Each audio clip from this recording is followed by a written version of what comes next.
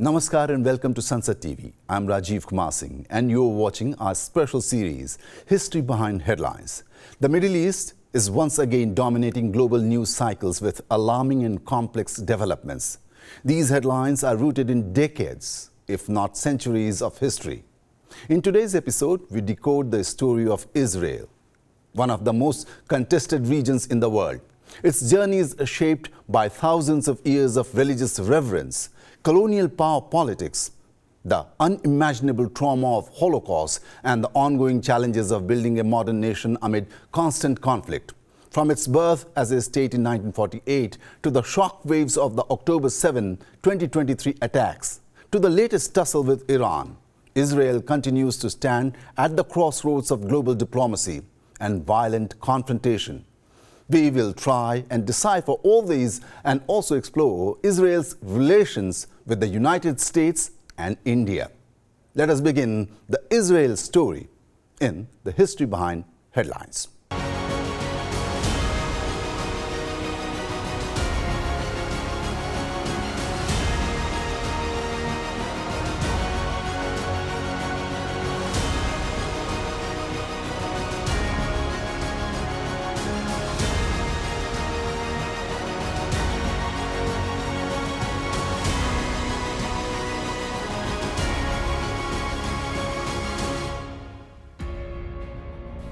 The Jewish state of Israel, its formation, strained neighborly relations, the history of the Jewish people, and the overlapping claims of the three Abrahamic religions all combine in a complex narrative.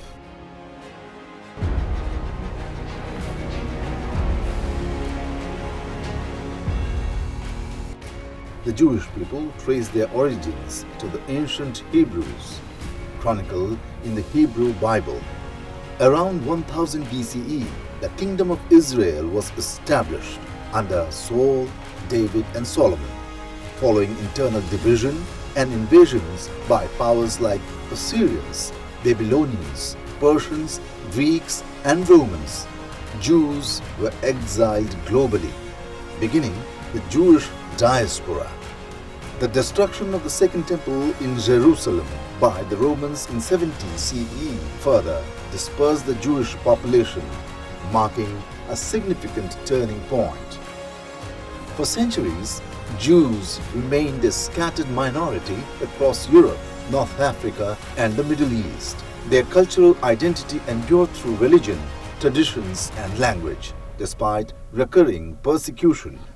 This included expulsions from England in 2090 and Spain in 1492, pogroms in Eastern Europe in the late 19th and early 20th centuries, and systemic discrimination, culminating in the Holocaust in the 20th century. The people hold on to together and remain loyal to their own religion when they are in a corner, basically, or are suffering a great deal. So that's where you derive your power, your essential strength to continue, and Jews are no different. And so they have continued to remain so. Of course, they have left under different times, but they always hankered for their own land.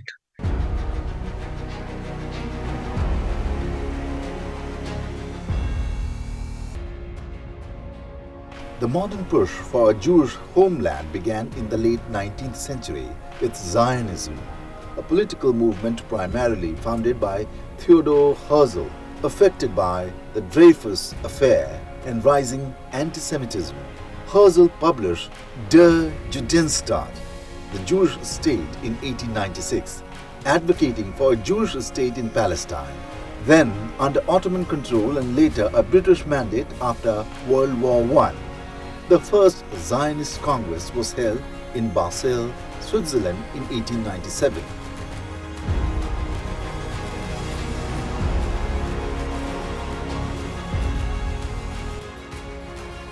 A pivotal moment came during World War I when Britain issued the Balfour Declaration on November 2, 1917. This letter expressed support for a national home for the Jewish people in Palestine, provided nothing shall be done which may prejudice the civil and religious rights of existing non-Jewish communities. Many Arabs and Muslims viewed this as a betrayal, given earlier British promises to Arab leaders for independence in exchange for revolting against the Ottomans, creating conflicting commitments.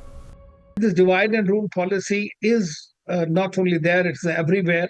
Wherever the Britishers were there, they have left the countries divided and the problems forever. And that's what we are witnessing even today. The Israel-Hamas war, which is going on, is also a projection of that. Non-settlement of the Palestinian issue or their state is still pending fire. And there is a lot of uncertainty and instability in the region because of that. And so the whole world is facing that major problem, especially in whole of West Asia.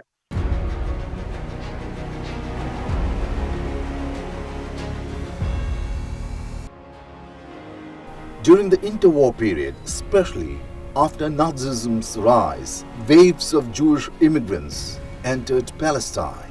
From 1920 to 1945, the Jewish population of Palestine grew from approximately 84,000 to 560,000. This demographic shift and increasing land purchases led to significant clashes. The British caught in the middle and facing escalating violence like the Arab Revolt of 1936 to 1939, eventually referred the issue to the United Nations.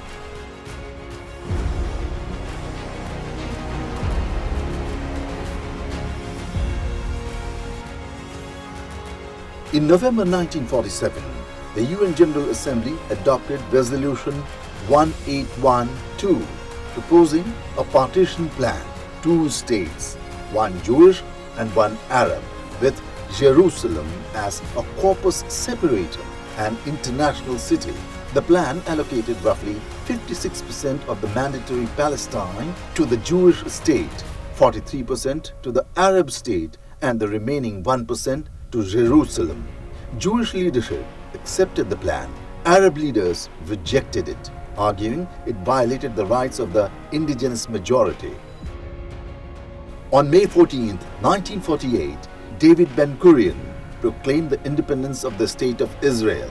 The next day, armies from 5 Arab nations, Egypt, Transjordan, Syria, Lebanon and Iraq, supported by Saudi Arabian and Yemeni contingents, invaded the new state, initiating the 1948 Arab-Israeli War.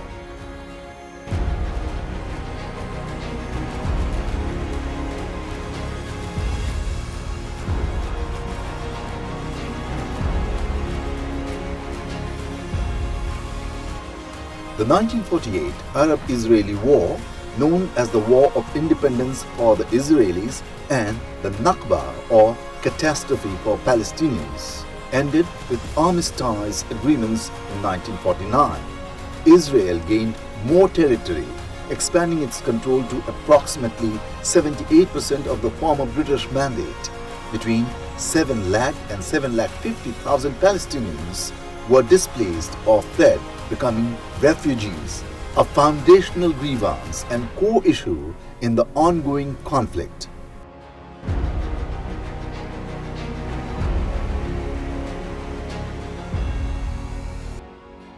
Subsequent major wars, the Suez Crisis of 1956, Six-Day War, June 1967, and Yom Kippur War, October 1973, deepened hostility.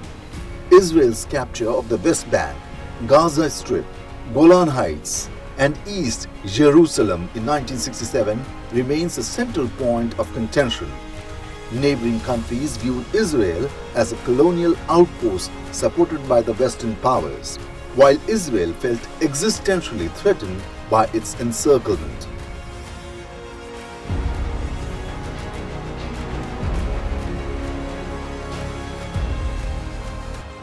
Only Egypt in 1979, Camp David Accords, and Jordan in 1994, Israel-Jordan Peace Treaty, signed comprehensive peace treaties with Israel.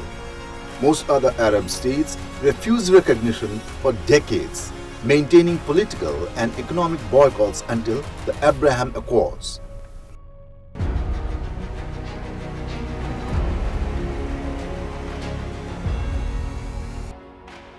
The Holocaust, in which 6 million Jews were systematically murdered by Nazi Germany and its collaborators between 1941 and 1945, shifted global opinion dramatically. The sheer scale of the atrocity brought moral urgency to the Zionist cause. Britain's strict immigration policies in Palestine, for example, the 1939 White Paper limiting Jewish immigration to 75,000 over 5 years before and during the war, also added to Jewish resentment, as many European Jews seeking refuge were denied entry. The trauma of genocide galvanized significant international support, particularly from the United States and Western Europe, for a Jewish homeland where Jews could seek refuge and exercise self-determination. In many ways, the Holocaust served as a tragic accelerant to Israel's creation and its early recognition. Let us now look at Jerusalem, the Holy Land at the heart of Abrahamic tensions.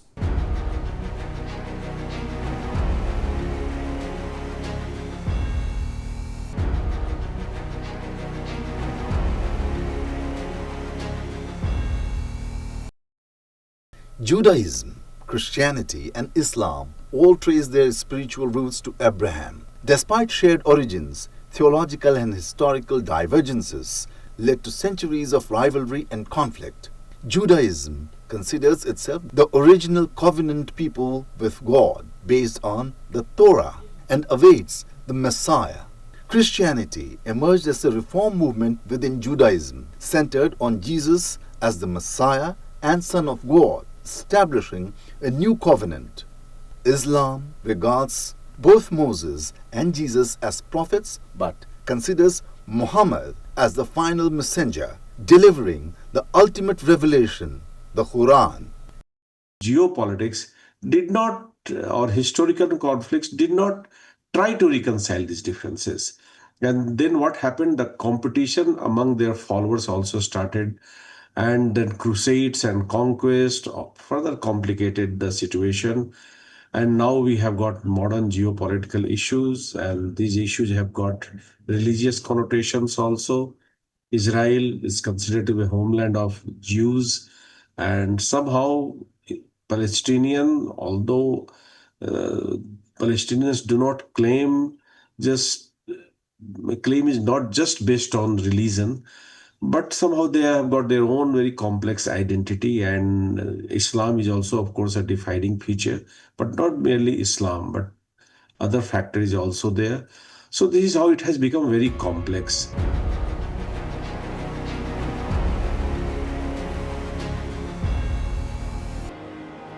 Jerusalem is perhaps the most contested city in the world due to its profound religious significance for all three Abrahamic faiths. Jews revere it as the eternal capital and site for the first and second temples, the Western Wall, and numerous biblical events. Christians cherish it as the place of Jesus' crucifixion, resurrection, and ascension, containing sacred sites like the Church of the Holy Sepulchre and the Via Dolorosa. Muslims honor it as Al-Quds, the Holy, the location of the Al-Aqsa Mosque, and the Dome of the Rock, believed to be the spot from which Prophet Muhammad ascended to heaven, Miraj. It was Islam's first Qibla. Control over Jerusalem, especially the Old City, is a deeply spiritual and symbolic issue. The proximity of the sacred sites makes any discussion over sovereignty intensely sensitive, often igniting both diplomatic standoffs and street-level unrest.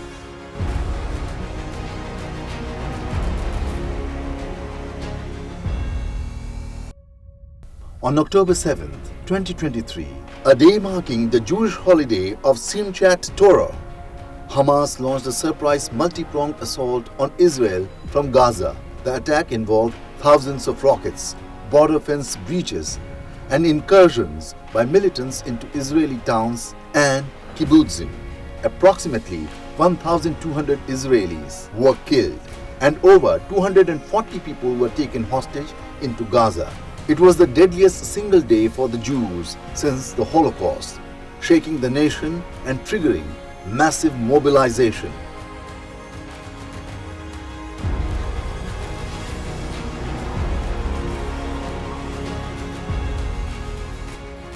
In response, Israel launched Operation Iron Swords, a massive military offensive on Gaza, aiming to dismantle Hamas's capabilities and ensure hostage return. Intense airstrikes, ground invasion, and blockade have led to severe humanitarian catastrophe. As of early June 2024, the Gaza Health Ministry reported 36,000 Palestinians killed, with many more injured and an estimated 1.7 million people displaced. Israel faces widespread international criticism for civilian casualties, while its supporters emphasize Israel's right to self-defense against a designated terrorist organization and accuse Hamas of using civilians as human shields.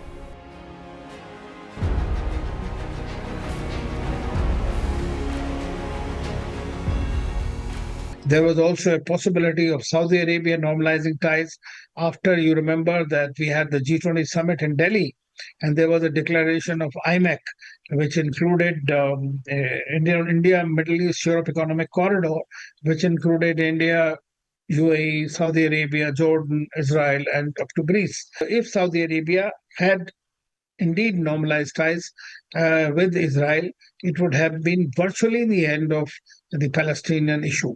Then that's why I think that was one of the main reasons that the October 7 also happened.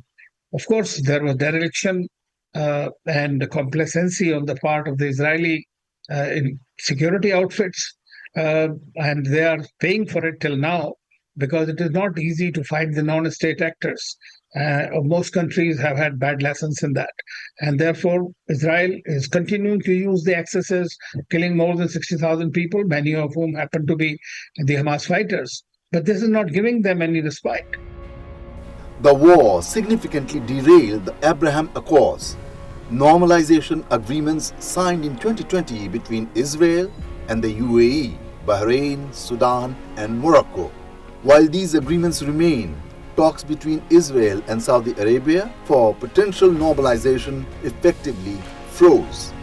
Iran and its proxy groups, including Hezbollah and Houthi rebels, ramped up threats and actions. Anti-Israel protests and solidarity demonstrations with Palestinians erupted globally, along with a rise in anti-Semitism and Islamophobia. Israel and Iran, once engaged in a silent yet perilous standoff, are now locked in open confrontation. What was earlier limited to cyber attacks, covert strikes and proxy battles has escalated into direct military exchanges. From Lebanon to Syria, what once lurked in the shadows has erupted into visible warfare. In this segment, we unpack the origins, key flashpoints, and what lies ahead in this intensifying conflict.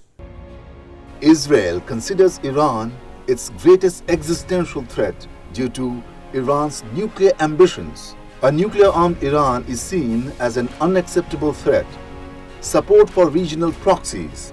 Iran provides support to groups like Hezbollah, Hamas, and other militias, which Israel considers terrorist organizations actively working against its security. Rhetoric of destruction. Calls by some Iranian leaders for Israel's destruction are taken seriously. Iran views Israel as a Western foothold, a regional rival, and a threat to its influence.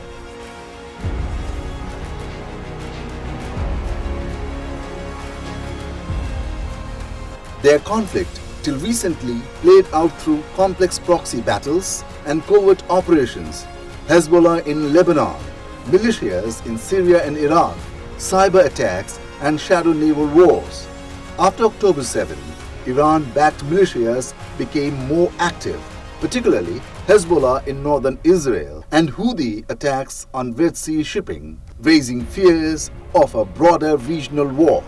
A direct Iranian missile and drone attack on Israel in April 2024 in response to an Israeli strike on an Iranian consulate in Syria marked a significant escalation of direct overt conflict.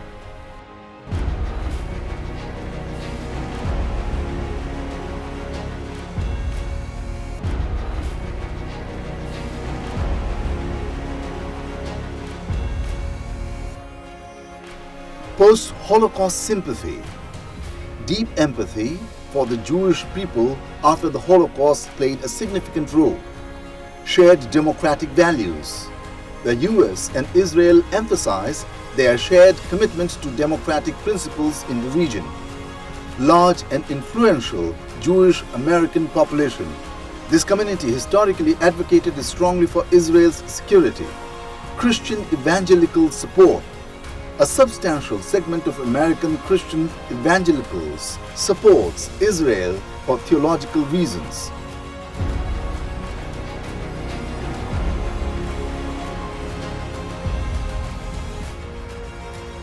As far as strategic interests are concerned, Israel is seen as a crucial strategic asset, offering reliable partnership in a complex geopolitical landscape.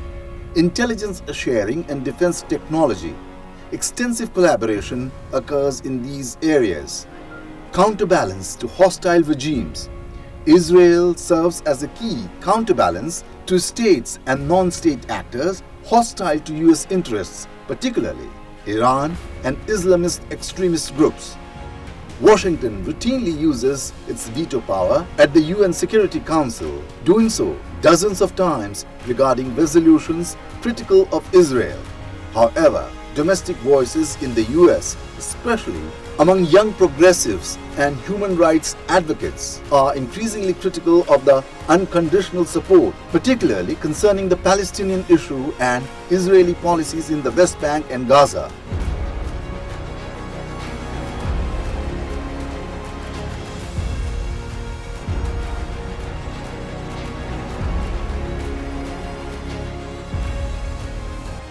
India initially aligned with the Palestinian cause, hesitant to establish full diplomatic relations with Israel. This stance was influenced by its commitment to the non-aligned movement, NAM, and concerns about upsetting its Muslim population and ties with oil-rich Arab nations. India recognized Israel in 1950, but only established an Israeli consulate in Bombay, not a full embassy.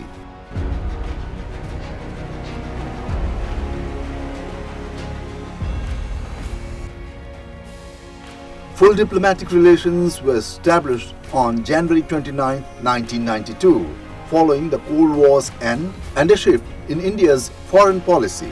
Since then, defense cooperation has flourished. India is among Israel's biggest arms buyers, with defense trade reaching billions annually. Israel is a critical supplier of advanced military technology. Cooperation in agriculture, cybertech, counterterrorism, and water management has grown. Both countries have complementary needs and expertise. Prime Minister Narendra Modi became the first sitting Indian Prime Minister to visit Israel in July 2017, signaling significant warming. Bilateral trade, excluding defense, grew from 200 million in 1992 to over 11 billion in 2023. The security and stability of the Middle East or West Asia is extremely critical for us because of energy security, because of 9.5 million Indians there, because of our economic interests and engagement, because of our ease of navigation, means the maritime navigation and the trade. So therefore, it is very important that the region remains stable, and India strives to do that.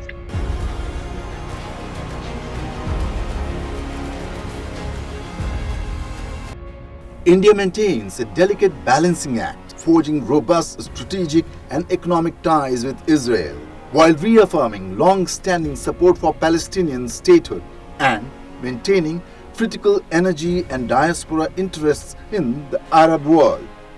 This reflects India's multipolar foreign policy objectives.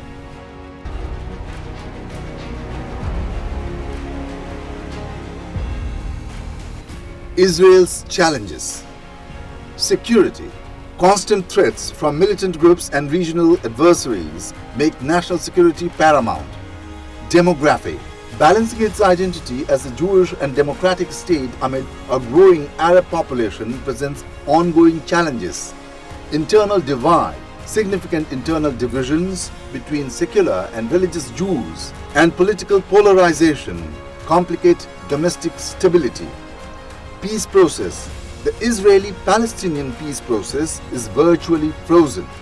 The two-state solution, while internationally supported, looks increasingly distant given settlement expansion, fragmentation, and deepened mistrust post-October 7th.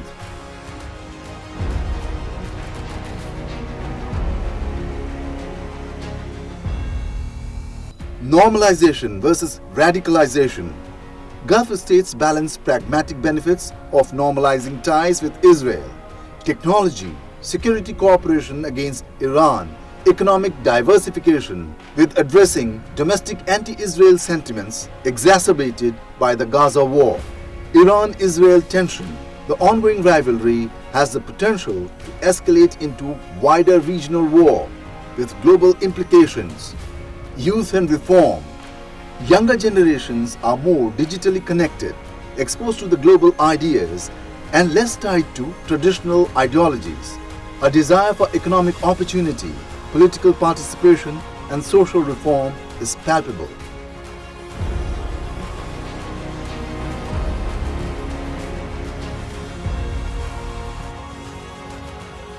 Israel's journey from persecution to power is extraordinary, marked by resilience and profound challenges. But it is far from at peace with its neighbors or itself, as long as unresolved grievances, particularly the Palestinian issue, religious extremism, and geopolitical rivalries persist.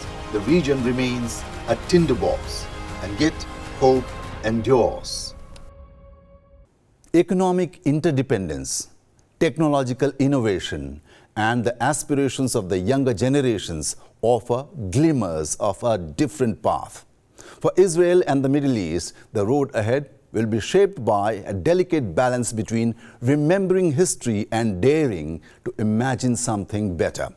For that, the bombings and missiles have to stop raining first. That is all we have in this program. Thanks for watching.